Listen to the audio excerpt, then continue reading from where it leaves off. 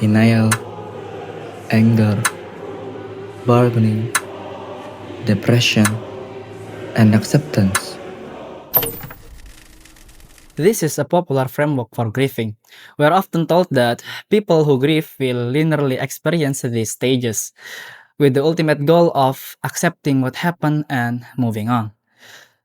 But this concept wasn't actually meant for bereaved. It describes the stages people experience when facing their terminal illness.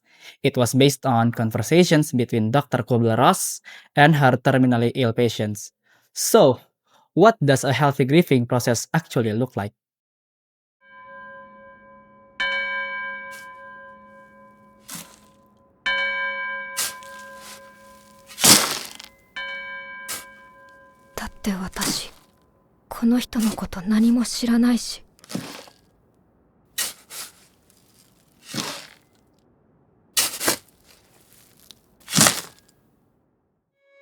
Frieren just lost one of her closest person, her late party member, Himmel.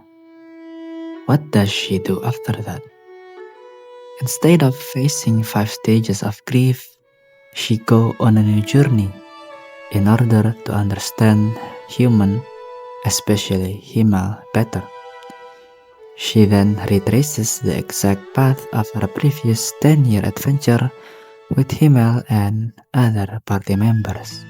Throughout this new journey, Frieren frequently relives her memory of Himmel through seemingly trivial events or the bizarre magic she collects.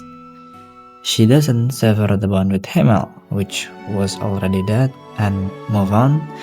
Instead, she still continues the connection with him through this new journey.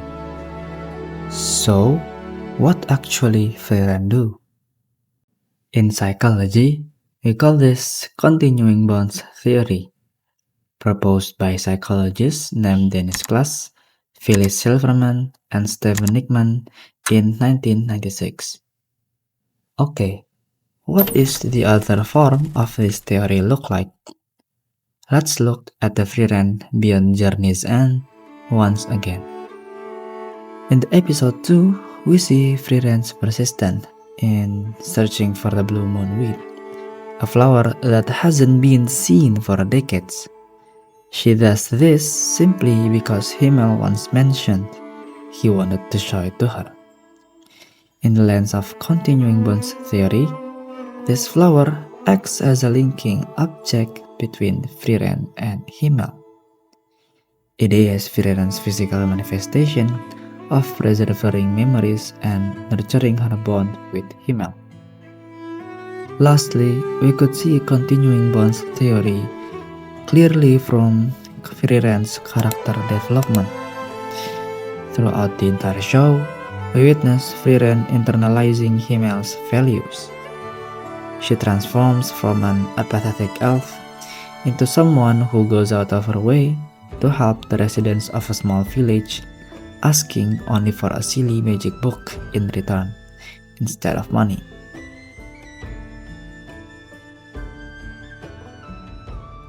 If you're watching this while holding on to something that once belonged to someone, a photo inside your wallet, or a small habit that you quietly carry on, just know that you are not failing to move on. You are trying to keep your beloved person to change your way of life. In the end, grief is like love with nowhere left to go. When our beloved person leaves, their memory does not disappear. It only changes shape, quietly changing the new way we choose to see the world.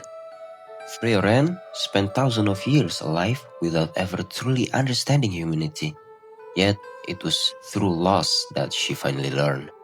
Not by forgetting Himmel, but by allowing the memory of him to become the most powerful magic she ever carried.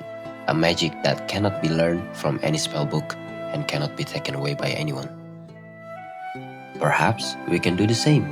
Take the memories that were left behind, let it settle into who you are becoming.